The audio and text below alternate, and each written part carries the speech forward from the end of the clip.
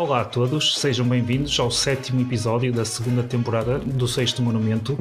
Estamos a gravar excepcionalmente à quarta-feira e por isso mesmo apresentamos as nossas desculpas, garantindo que retomaremos a programação habitual na próxima semana. Hoje resolvemos dar folga ao nosso David, por isso mesmo serei eu, o Nuno Ferreira, a conduzir o episódio, e para me ajudar a abordar os vários assuntos que têm acontecido ao longo dos últimos dias, conto aqui comigo com o Eduardo Tim. Olá Eduardo, seja bem-vindo. Para começar tenho de te fazer uma questão, que é que se impõe neste momento. Sabendo que o Algarve é uma região onde se celebra com bastante fulgor o Carnaval, achas que a organização decidiu antecipar a festa em cerca de 2 semanas? Olá Nuno, olá também aos nossos queridos ouvintes. Essa foi bem metida.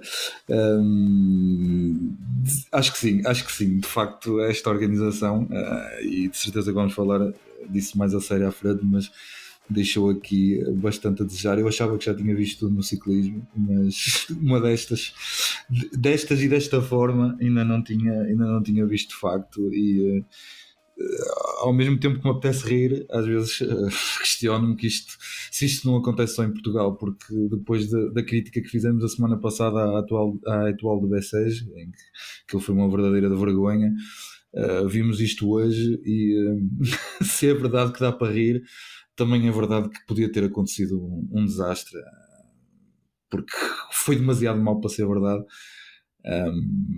Mas é isto, é o culminar.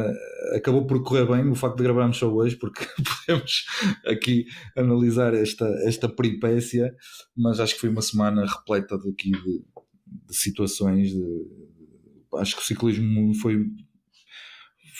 acho que foi valorizado esta semana, não só em Portugal com a Figueira, mas pelas várias provas que fomos tendo ao longo da semana e que acho que tiveram momentos bastante bons, e aqueles que foram à Figueira e que viram o ciclismo mais perto, com certeza que também ficaram a gostar mais deste desporto, e é bom que tenhamos uma Figueira Champions Classic para aproximar os portugueses deste desporto. Como já referi na introdução, temos vários assuntos para abordar.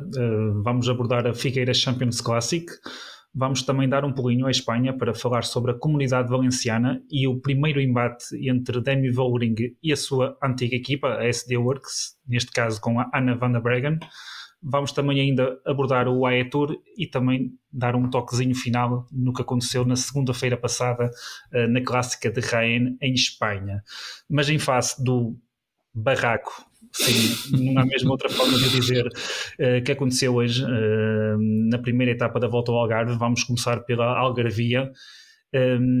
Eu acredito que toda a gente já viu as imagens, mas para quem ainda não viu, na abordagem à última rotunda, a anteceder o sprint final, praticamente todos os corredores seguiram pelo lado errado, neste caso a direita da rotunda, e muito poucos corredores seguiram pelo lado correto, entre eles o Filippo Ganna, que inicialmente e aparentemente seria declarado o vencedor, mas que acabou por ver essa vitória retirada porque o Colégio de Comissários interpretou o regulamento e, perante o sucedido, decidiu anular a etapa por considerar, isto são palavras do comunicado oficial da Volta ao Algarve, que a verdade desportiva não prevaleceu no final. Eduardo, pergunto, qual a tua opinião, agora um bocadinho mais sério, sobre o que sucedeu hoje no Algarve, e nomeadamente esta questão se anular a etapa foi para ti uma boa decisão da parte da organização? É assim, em termos de justiça desportiva, eventualmente fará sentido que tenha sido anulada. Agora, também devo dizer que não me sentia muito confortável na pele do Ganna, porque a verdade é que o homem ganhou justamente, não teve culpa que os outros tenham enganado, é um problema da organização. Ele fez o caminho certo, não se enganou. Eu acho que o desporto também tem aqui algo a ver com a concentração e com a atenção aos obstáculos que surgem, e ele fez o seu caminho na perfeição e acabou por ser o melhor daqueles que não falharam.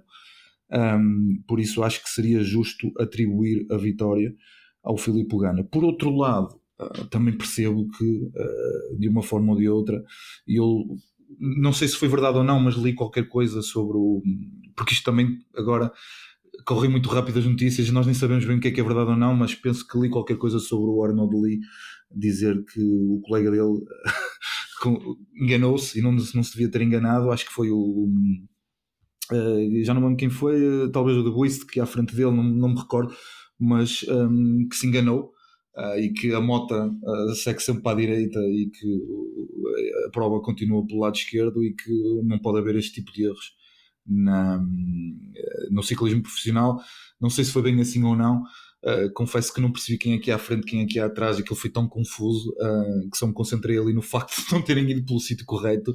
Mas se por um lado aceito que este tenha sido o desfecho e que o Colégio de Comissários tenha decidido por esta escolha de anular e neutralizar esta etapa, por outro lado também aceitava, e acho que seria mais justo, isto obviamente aquilo que é a minha opinião, que seria mais justo atribuir a vitória a Filipe Gana, porque venceu-a de forma totalmente correta, sem erros.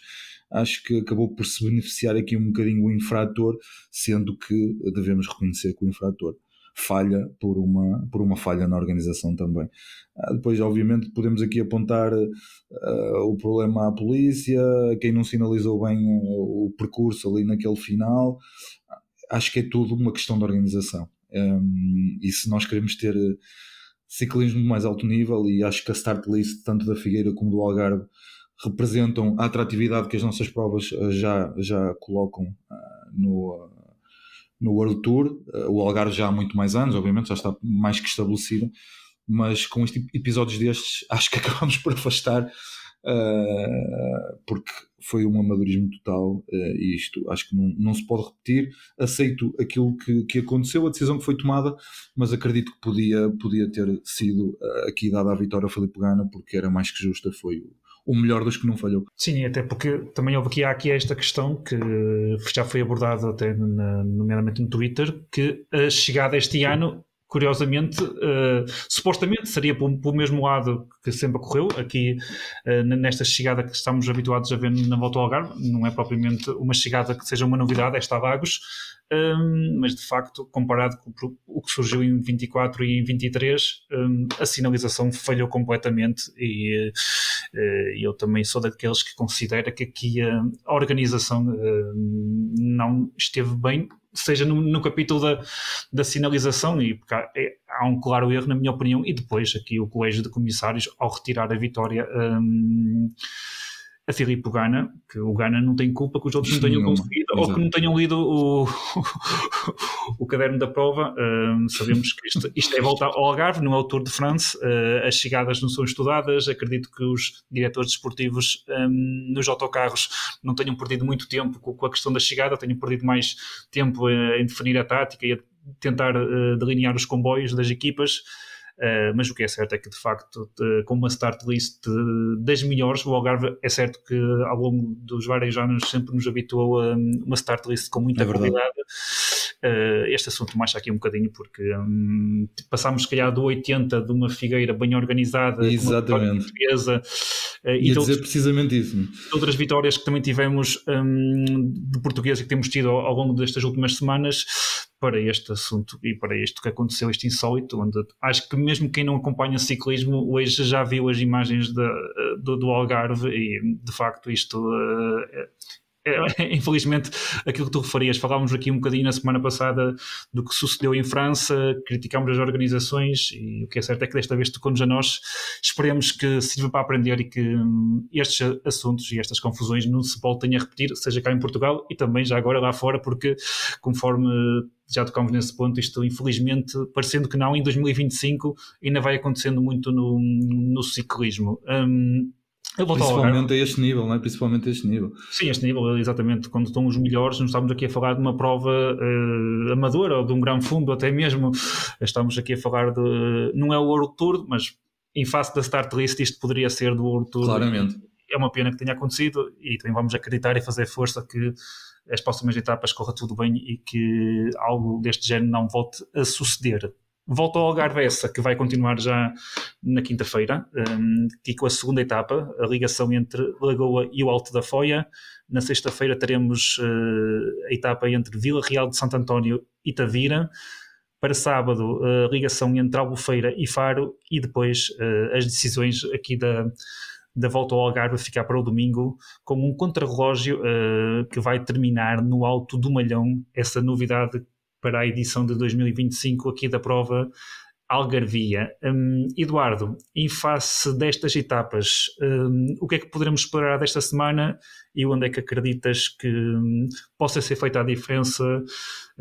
Se esperas alguma surpresa ou então, eventualmente, a decisão a ficar apenas para o contrarrelógio e a ascensão ao Alto do Malhão no domingo? Olha, acho que amanhã vai ser uma etapa, até porque a ascensão à Foia faz pela vertente norte da serra, ou seja, não é habitual, costuma ser feita por outra vertente, e pelo facto desta subida ser menos constante em termos de pendente e com zonas mais duras do que a outra vertente, acredito que podemos ter aqui um fator de decisão já amanhã, com um espetáculo diferente daquele que temos visto nos últimos anos da volta ao Algarve, nesta subida ao Alto da Foia, em que costuma ser uma subida muito a ritmo, com eliminação, e depois uma chegada ao sprint ali entre um conjunto de 10, 20 ciclistas nos últimos 200 metros, algo que tem vindo a suceder constantemente nos últimos anos, e acredito que esta alteração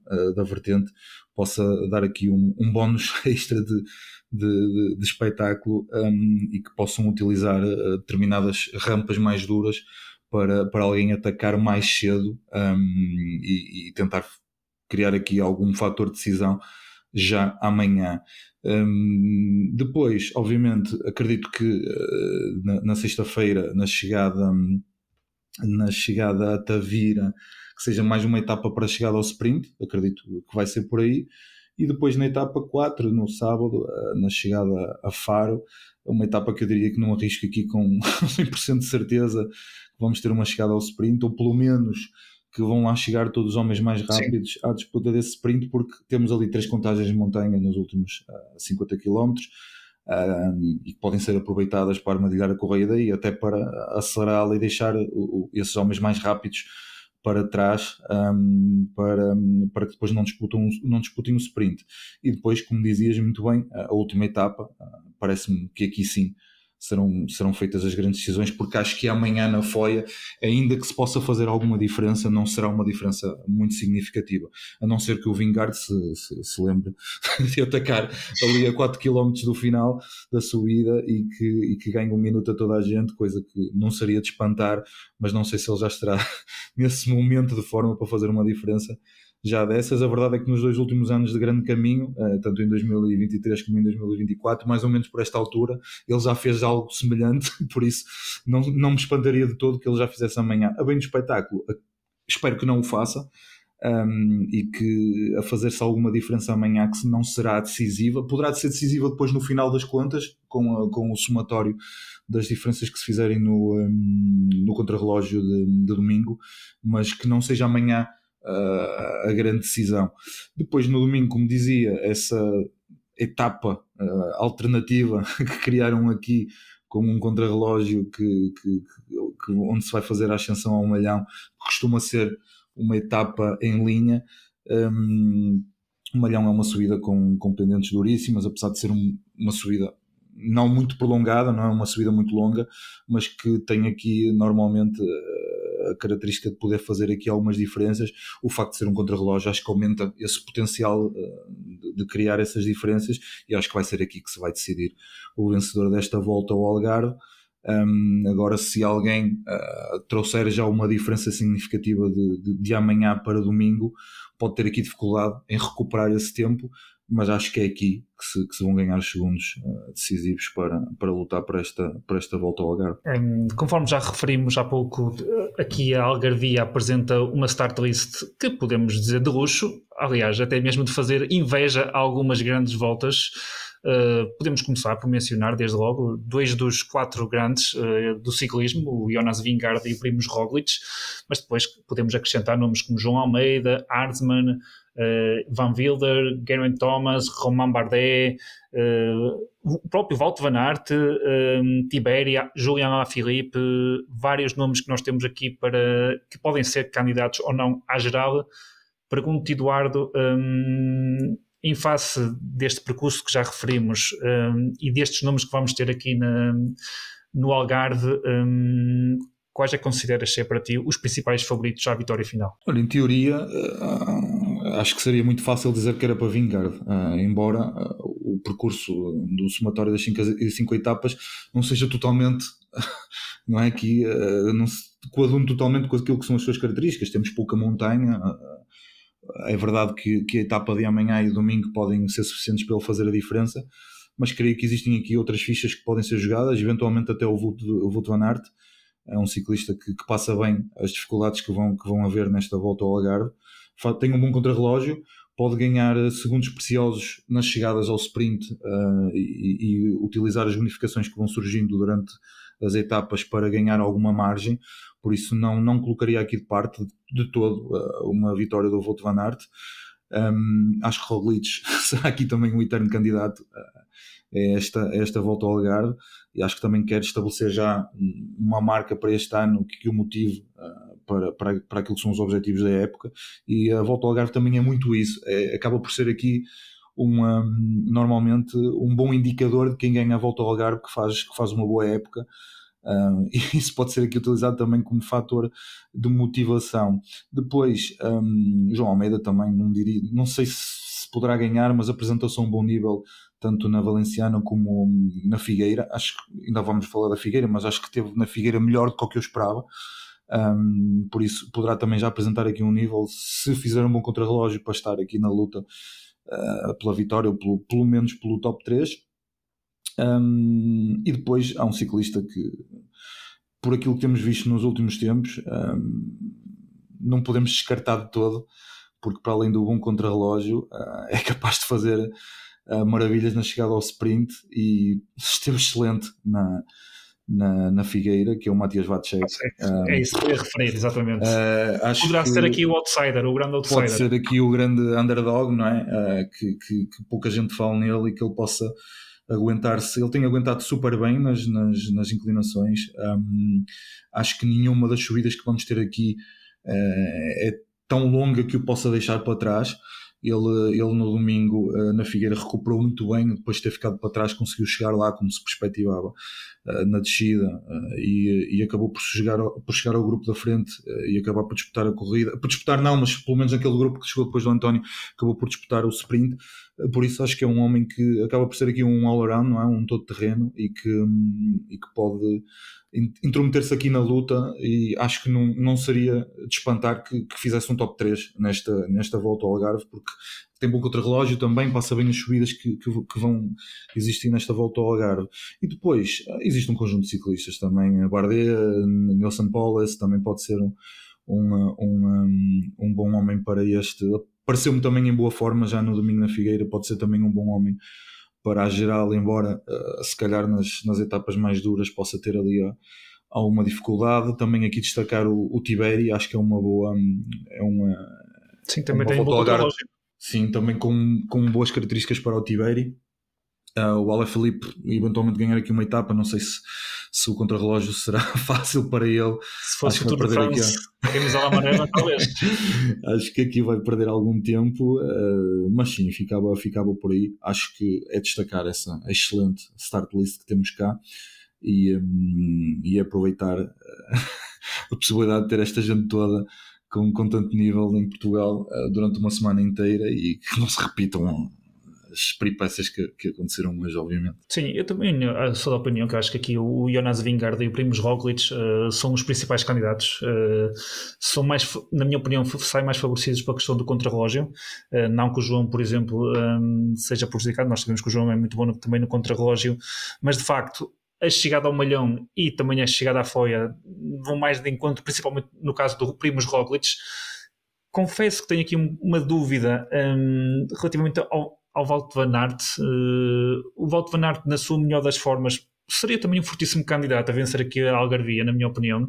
Estas montanhas para ele serão fáceis. Aliás, aqui no Alto da Foia, o Van Aert, na sua melhor forma, consegue vencer. A minha questão até é, em face do que tenho visto do Wout van Aert e até do que vi na segunda-feira na Clássica de Rennes, se o Wout não está a tentar não estar já no seu pico de forma e deixar um bocadinho o seu pico de forma para o início de março, que é quando começam as clássicas, porque sinceramente parece-me que esta temporada, tal como iria suceder no ano passado, ele vai se focar mais nas clássicas, mais em querer resultados, em vitórias, deixar de ser se calhar tão bom gregário e conseguir resultados tão consistentes e aumentar um bocadinho mais ao palmarés, deixar de ser o eterno segundo, também como nós brincámos um pouco com a situação. E tenho também aqui, acho que como grande outsider, eu considero o Matías Vacek, em face do que vimos da Figueira e deste início de temporada, também poderá aqui brilhar um bocadinho as contas. No entanto, acho que vamos ter aqui para a geral o luta até ao último dia, e eu até arrisco mesmo a dizer, em face deste contrarrelógio, que a decisão da volta ao Algarve poderá ser feita mesmo ao segundo. Também aqui na volta ao Algarve vamos ter aqui etapas para o sprint. Poderemos ter aqui a dúvida se aqui a etapa de sábado poderá, todos os sprinters puros, digamos assim, poderão chegar e discutir a etapa no seu final, ou seja, aqui para o sprint temos nomes desde o próprio Wout van Aert, que poderá disputar os sprints ou não, é sempre aquela incógnita. No passado, o Wout van Aert, quando já esteve no Algarve, já disputou os sprints e já venceu. Em condições normais isso irá acontecer. No entanto, o próprio Wout van Aert, até por um ou por outro motivo, pode não querer ir para o sprint. Acho que não vai acontecer, acho que ele vai estar na luta. Portanto, temos desde Wout van Aert, Biniam Girmay, Arnaud Delis, Jordi Meuse, Dainese. Eu digo mesmo também o próprio Yuri Leitão, porque não? Sim, exatamente. Aqui para o sprint, Eduardo, em face do que já vimos nesta temporada e desta start list, qual é que é a tua hipótese para o homem mais forte aqui dos sprinters no Algarve? Difícil. Eu acho que em termos de velocidade pura de sprint, talvez o Arnaud Delis seja o mais forte de todos, mas eu acho que Biniam Girmay, pelo aquilo que também apresentou já no domingo, pode chegar já aqui num bom momento, e acho que num bom momento de Girmay pode limpar isto. Agora, o Wout van Aert também é de certeza que vem aqui para alcançar vitórias. Pode não estar à procura já da sua melhor forma, como dizias, eu sou a concordar contigo nesse aspecto, mas Wout van Aert, mesmo não está na melhor forma, pode ser capaz aqui de disputar ao sprint e vencer. Esqueci-me há pouco de referir também, estou com muita curiosidade em ver o Max Poole nesta volta ao Algarve. Acho que também tem aqui boas características para esta prova, mas eu concordo, acho que inteiramente contigo nos nomes que referiste para o sprint, e acredito que o Biniam Girmay não vai sair daqui de Portugal sem uma vitória. O dia de sábado também é uma incógnita, como disseste, eu também disse no início, não sei se todos vão chegar a essa disputa, mas acho que o Biniam Girmay pode passar também muito bem essas dificuldades no último terço da etapa. Mas por exemplo o Wout van Aert também pode passar muito bem essas Sim, pode passar, não, vai passar bem de certeza, e num grupo restrito, mesmo não estando em boa forma, pode ser o mais rápido. Por isso acho que não vai fugir muito deste universo de nomes que nós referimos aqui, os vencedores dessas 3 etapas, que à partida serão as únicas oportunidades. O contrarrelógio de certeza que não ganha nenhum desses, mas eventualmente só o Wout van Aert, mas nas outras que podem ser disputadas ao sprint, e que são as hipóteses para estes homens mais rápidos, que não andará muito longe destes nomes que nós referimos aqui. Sim, eu também acredito que a luta será entre esses homens. É certo que poderá sempre haver alguma surpresa, e aquilo que já vimos este ano o Yuri Leitão fazer, não o Yuri, outros corredores que também no passado em várias provas já vimos isso a tentar a correr, e por vezes costumam triunfar, mas vamos esperar pelos próximos dias para perceber o que vai suceder aqui no Algarve. Agora vamos... Desculpa, Nuno, até os próprios irmãos Oliveira podem até tentar aqui também qualquer coisa. O Rui tem aqui uma das raras oportunidades, visto que ele por norma está sempre presente nas provas, com, por exemplo, o Juan Sebastián Molano, e neste caso aqui vai poder sprintar, e até acredito mesmo que vai ser o seu irmão, o Ivo, a lançá-lo. A lançá-lo, exatamente. Eles já são habituados a trabalhar juntos, portanto conhecem-se melhor que ninguém. Podem vir motivados dos europeus de pista e chegarem aqui, se não trouxerem um desgaste muito acumulado, podem também ser aqui homens para entrar aqui à vontade num top 5 nas etapas ao sprint. Concordo. Mas então vamos virar aqui a nossa atenção agora para falar da Clássica da Figueira, a Figueira Champions Classic, que se realizou no passado domingo, dia 16 de fevereiro, a Clássica da Figueira, que cumpriu este ano a sua terceira edição e contou com uma edição com 192 km e 700 metros e que voltou a contar com uma start list com muita qualidade, novamente 10 equipas World Tour. Face à start list de 2024 existiu a não participação da Arkea, mas em 2025 contámos com a presença da equipa britânica Ineos Grenadiers na prova da Figueira. A equipa do Sexto Monumento esteve lá. Se calhar a gravação deste episódio pode ou não estar relacionada com o rescaldo da ida à Figueira da Foz. Deixo isto no ar, não quero levantar falsos testemunhos, mas Eduardo, o que é que te pareceu, antes de irmos à corrida, aqui brevemente, o que é que te pareceu a prova? Nós também tínhamos lá estado o ano passado, assim uma pequena observação do que pudeste ver este ano na Clássica da Figueira. Olha, desde logo vitorada na rua do Parque Florestal, coisa que não tinha visto ano passado, só por isso já merecia a nossa visita. A Feira dos Sofás a bombar também? A Feira dos Sofás também a bombar. Pena o idioma, acho que não se adequava, mas ainda assim correu muito bem ali aquela performance física dos elementos que estavam a promover a Feira dos Sofás. Mas mais a sério sobre a prova, parece-me que continua aqui o seu trajeto de evolução e de consolidação do seu próprio estatuto no calendário de ciclismo. Muito mais gente na estrada. Sim, o facto de ser ao mais, domingo acho que ajudou. Ia dizer isso, muito mais gente antes da partida junto às caravanas das equipas, algo, como disseste, não deve ser alheio o facto da corrida ter passado para domingo. Acho que foi uma boa decisão. O tempo também ajudou um bocadinho, não é?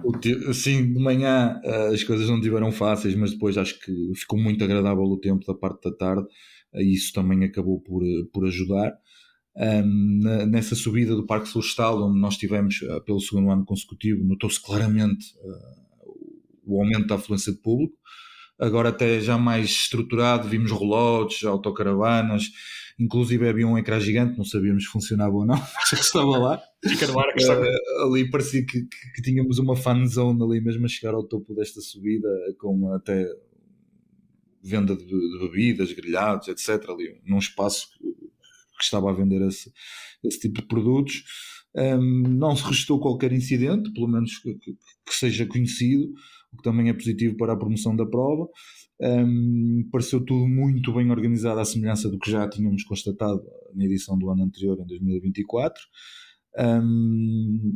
E deixo aqui uma nota importante também, porque eventualmente nenhuma dessas pessoas estará aqui a ouvir-nos, mas é importante deixar essa nota, porque importa deixar esta reflexão para os adeptos deste desporto no geral, porque depois da última passagem, da terceira passagem dos grupos maiores ciclistas nesta tal subida do Parque Florestal, assistiu-se ali à debandada geral do público, uns com crianças pela mão, outros com sacos e cadeiras, sem qualquer respeito pelos ciclistas que ainda não tinham passado e que seguiam obviamente mais para trás.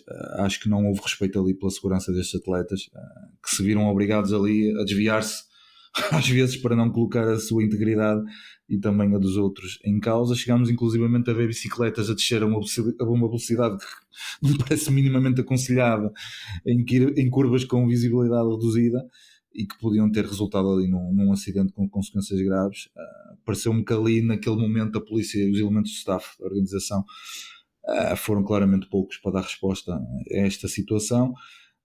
Por isso diria que malta toca a respeitar os ciclistas, não é só bater palmas e desfrutar quando os que vão na frente passam, é também preciso respeitar os que vêm atrás, porque muitas vezes depois de terem passado dezenas de quilómetros a trabalhar para os que seguem na frente a lutar pela vitória, estes fizeram esse trabalho e é por isso que ficam para trás.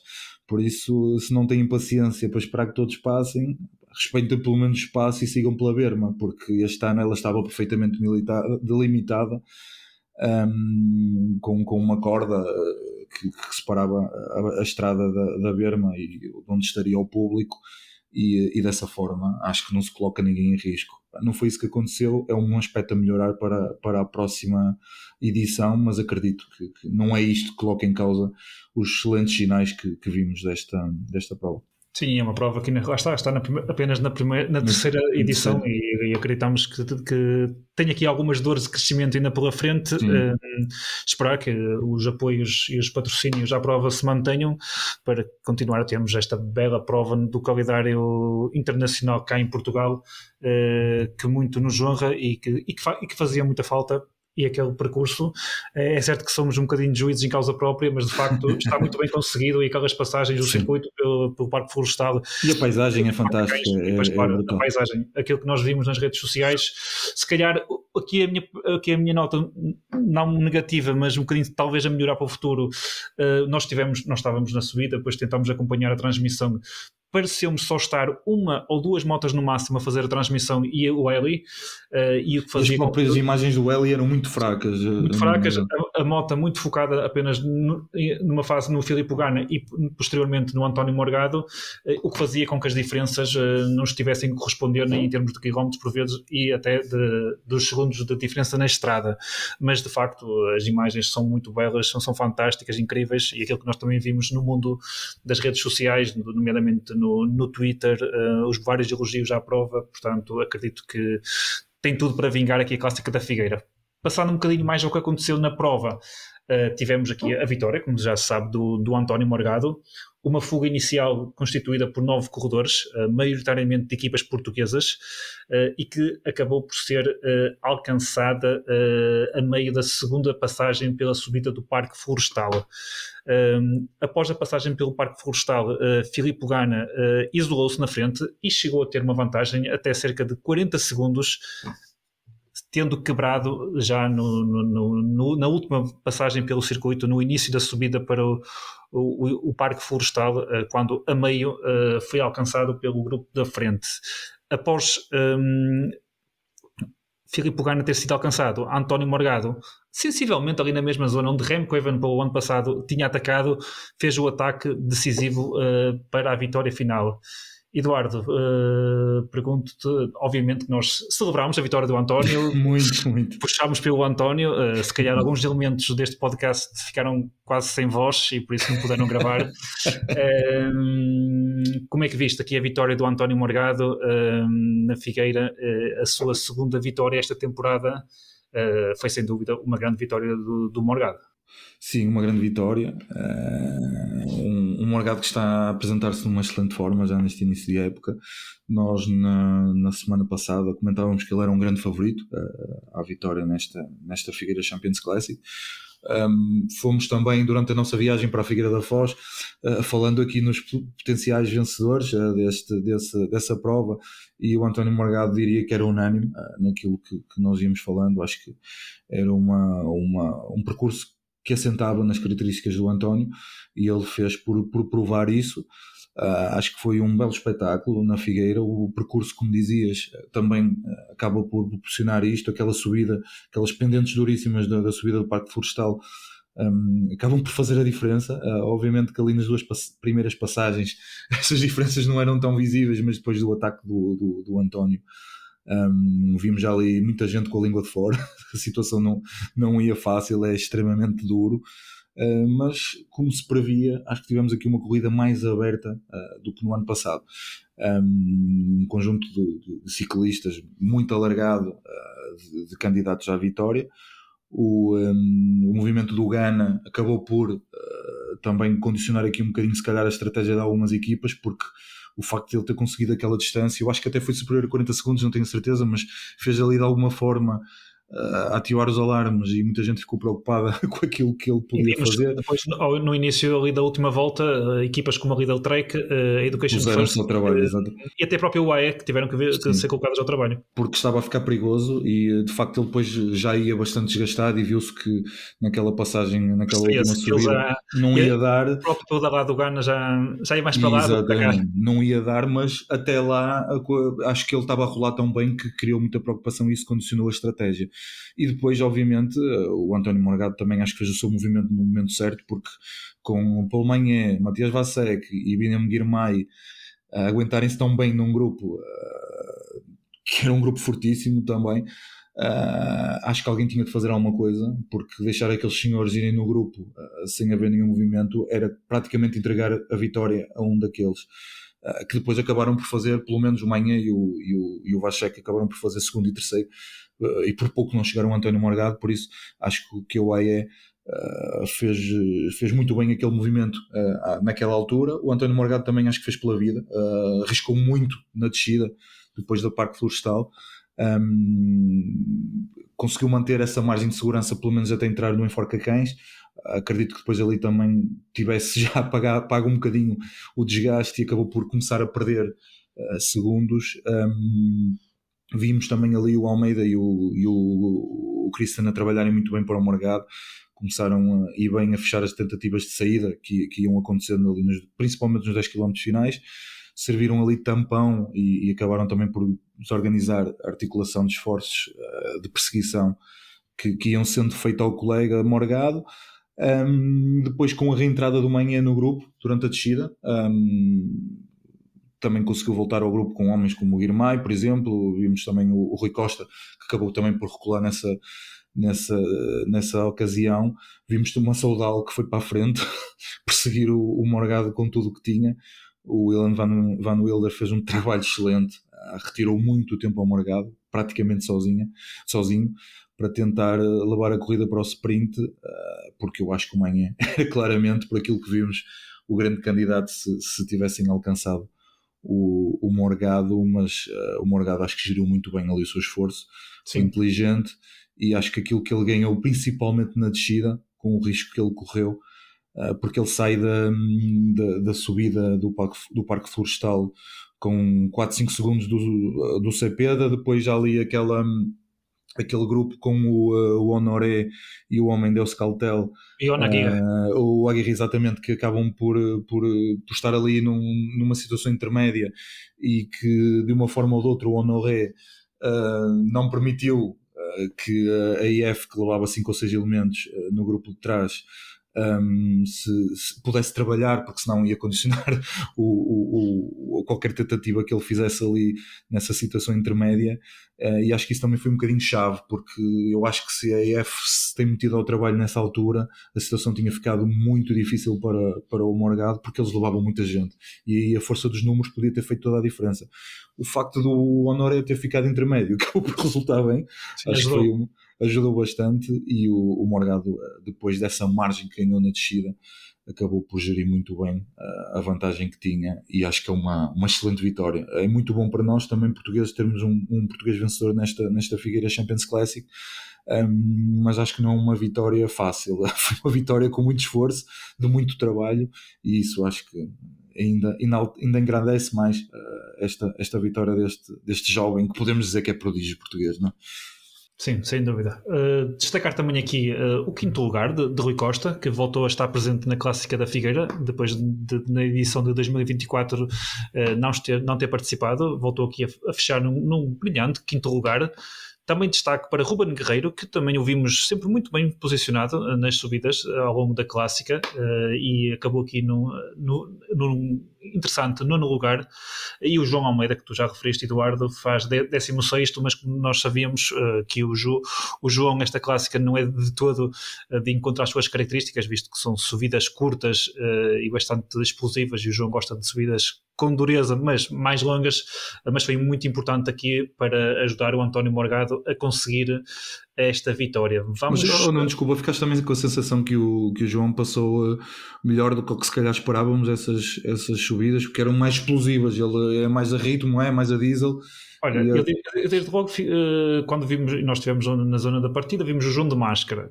Foi o único figura de máscara, e eu eventualmente pensei que se já o João poderia estar com algum sintoma ou sentir algo, e que isso pudesse ser o inibir durante a corrida, e até mesmo forçar algum abandono ou algo do género.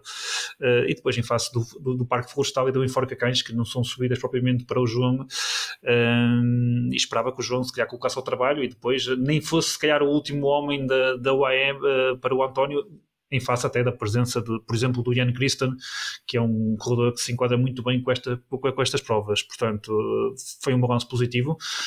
Acho que será difícil o João poder vencer aqui a Figueira, porque depois a decisão, em face do que vimos este ano e do ano passado, dá a sensação, e até mesmo na primeira edição, dá a sensação que a diferença tem que ser feita no Parque Florestal. O Enforca Cães é muito curto, não dá para fazer diferenças, e depois, após o Enforca Cães, já cerca de 8, 9 km até à meta, em descida maioritariamente, se vier um grupo atrás a perseguir com 6, 7, 8 homens e que haja colaboração, é muito torna-se difícil, complicado chegar, mas o João esteve muito bem aqui nesta clássica e esperamos que ele agora no Algarve consiga dar continuidade.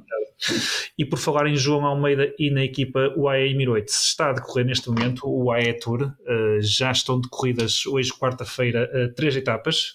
A primeira etapa foi vencida por Jonathan Milan da Lidl Trek. A segunda etapa, o contrarrelógio, foi vencido por Joshua Tarling da Ineos Grenadiers.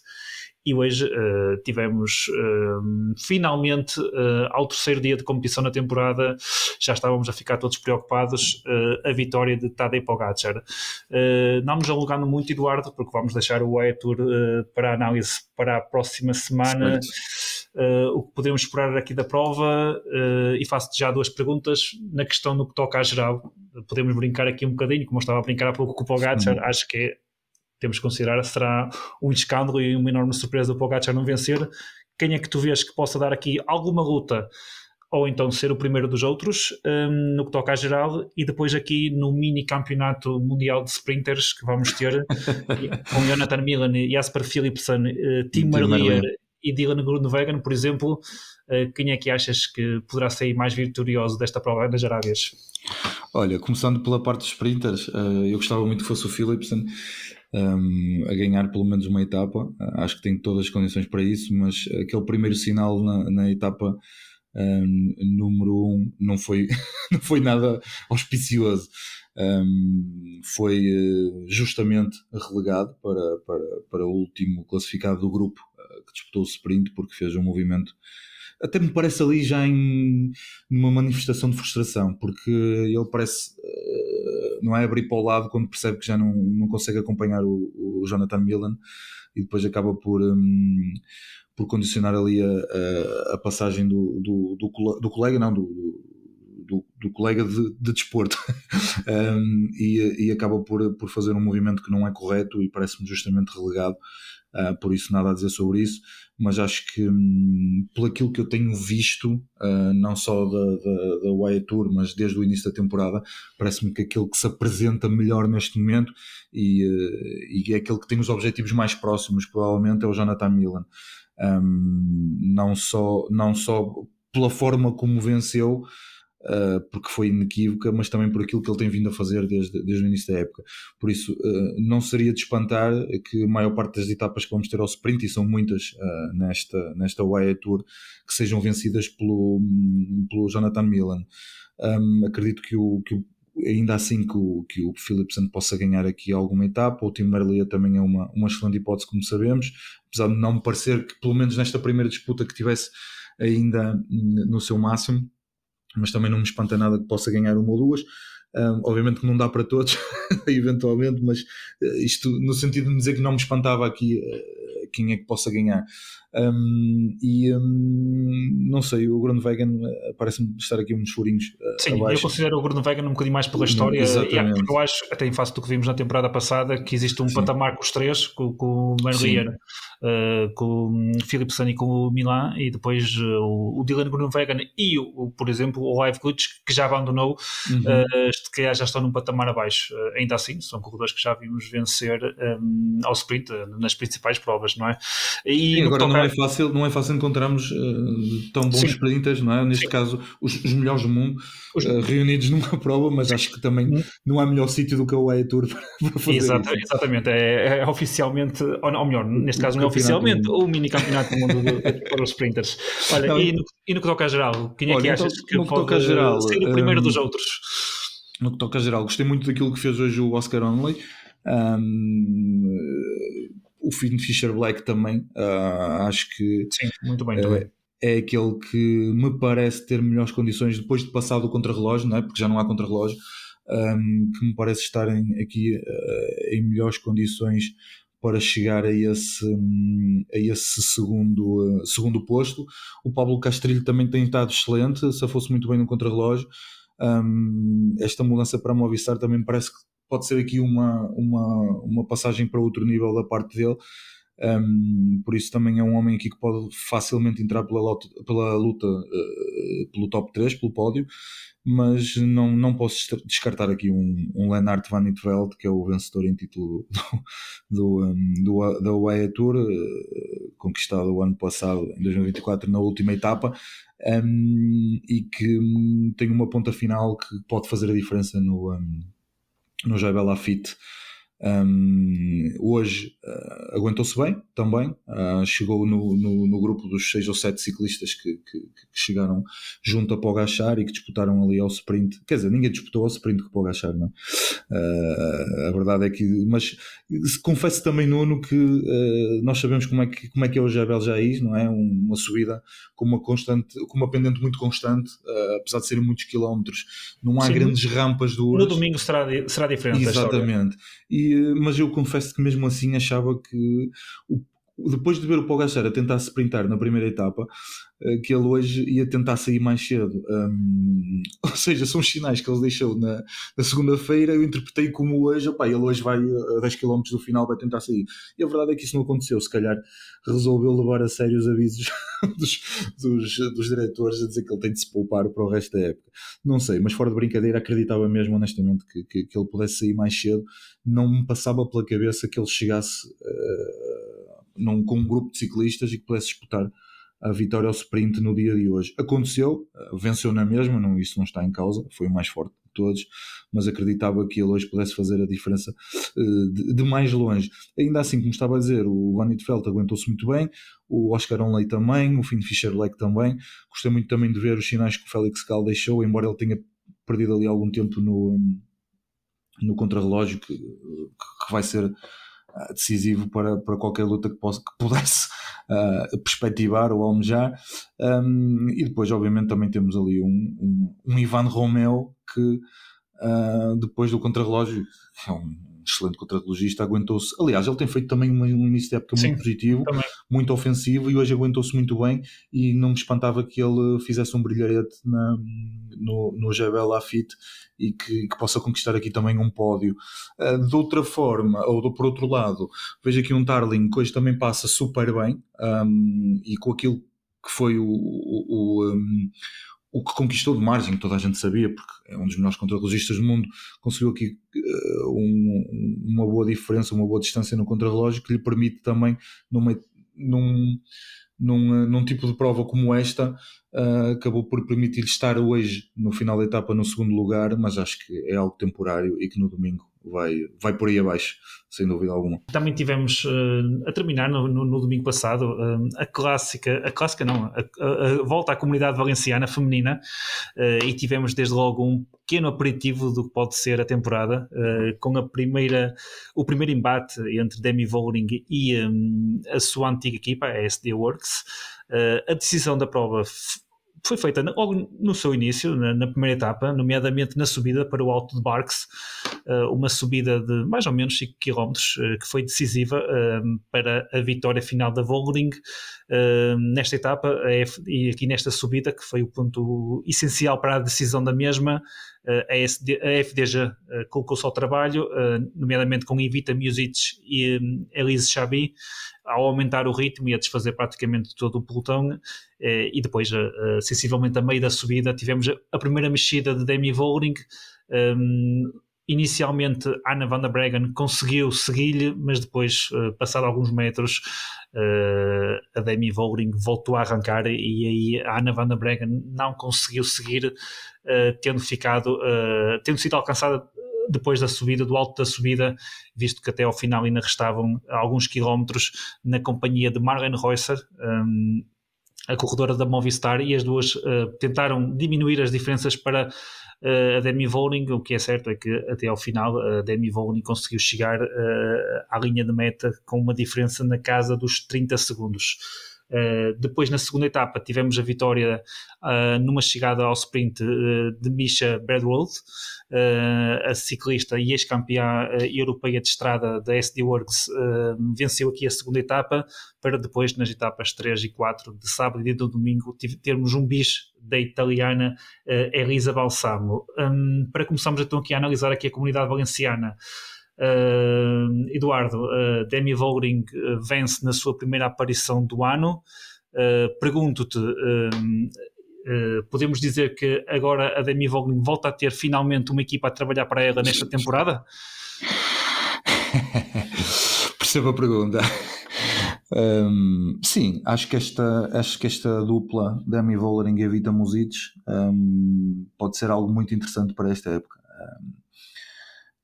Acho que de facto a Vollering, eu prevejo que ela seja totalmente dominadora neste 2025.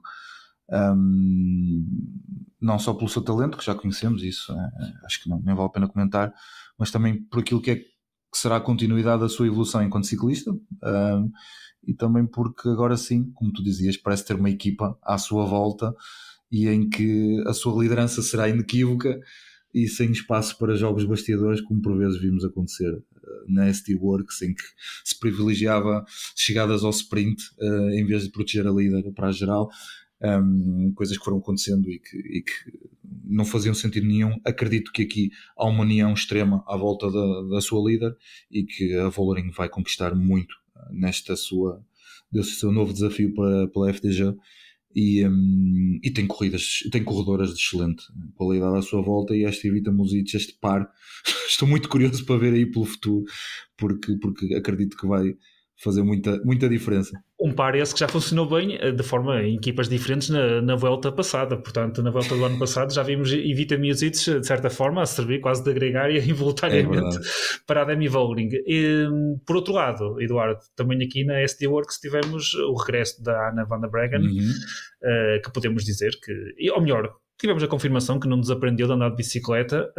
Esperavas um regresso tão bom da Demi Vollering? Eu desde já digo que não estava à espera, confesso. Olha, tenho que concordar contigo. Aliás, nós também fomos falando nisso ao longo da semana e de facto eu não esperava que na sua primeira prova a sério pós-regresso que a Anna van der Breggen mostrasse já tão boas pernas,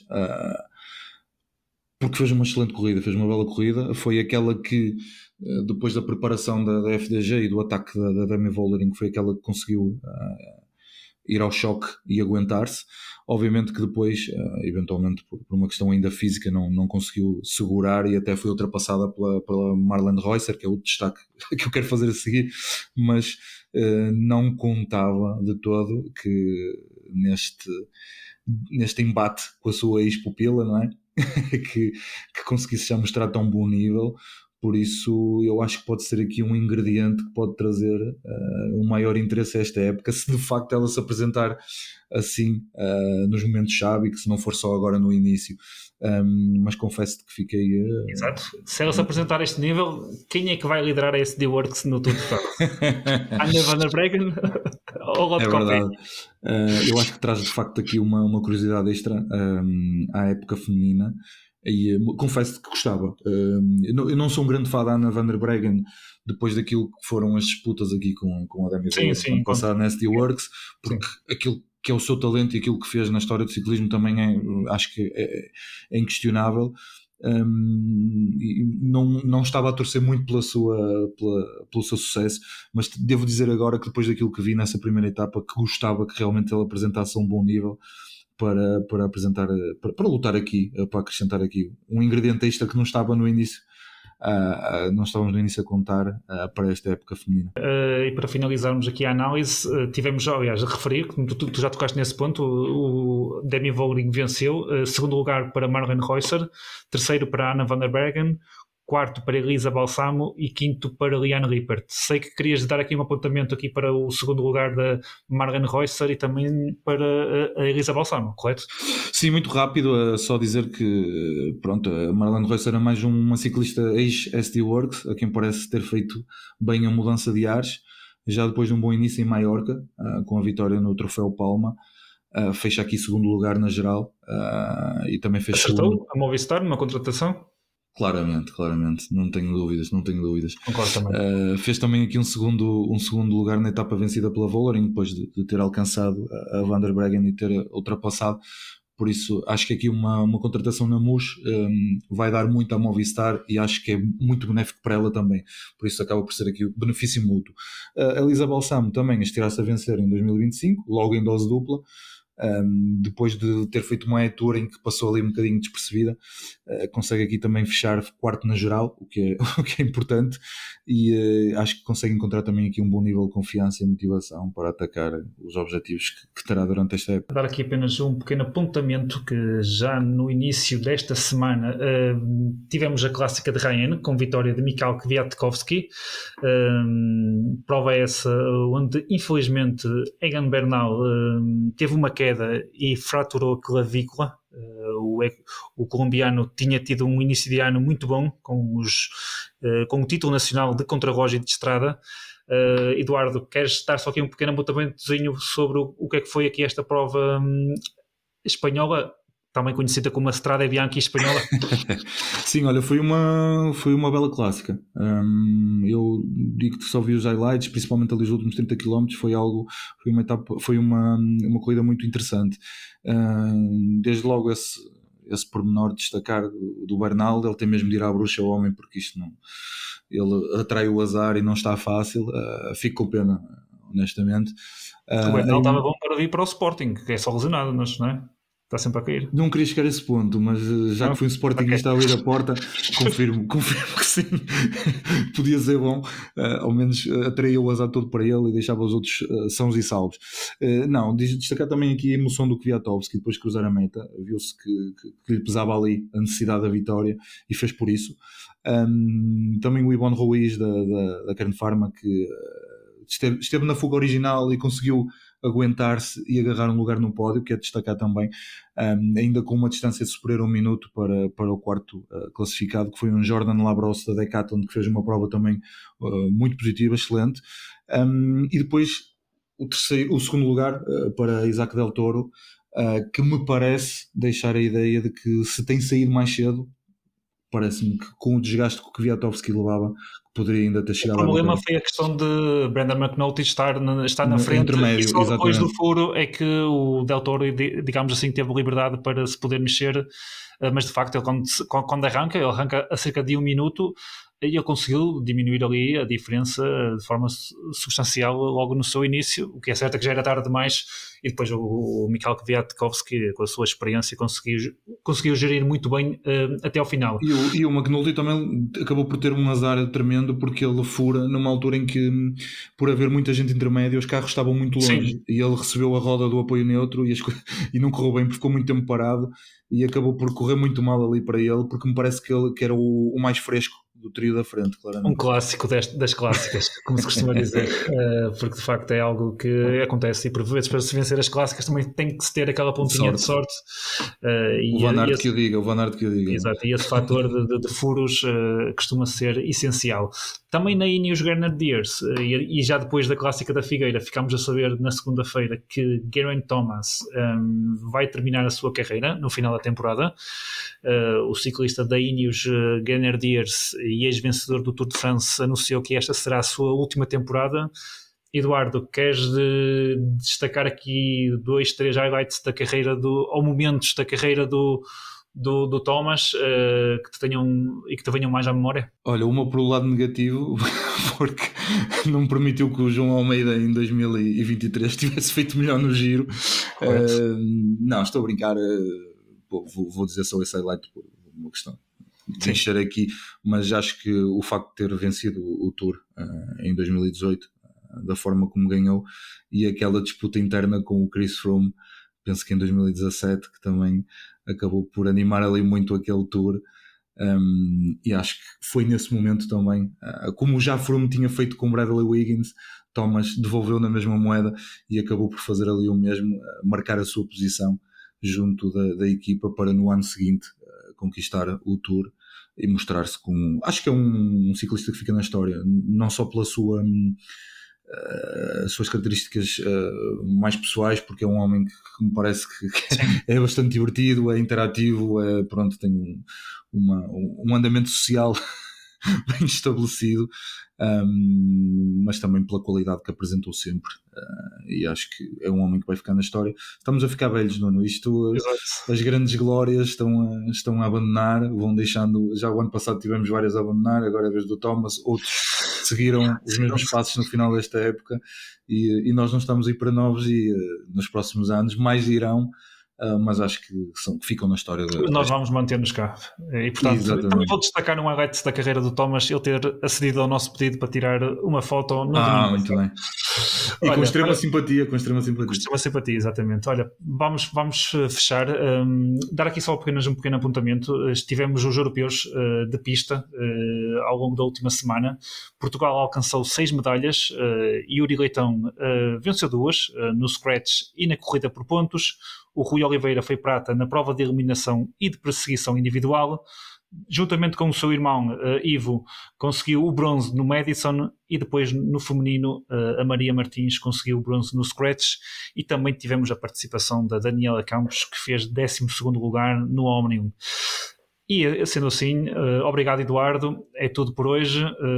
Também muito obrigado aos nossos ouvintes. Já sabem, podem seguir o Sexto Monumento nas redes sociais, e estamos de regresso na próxima semana. Até lá.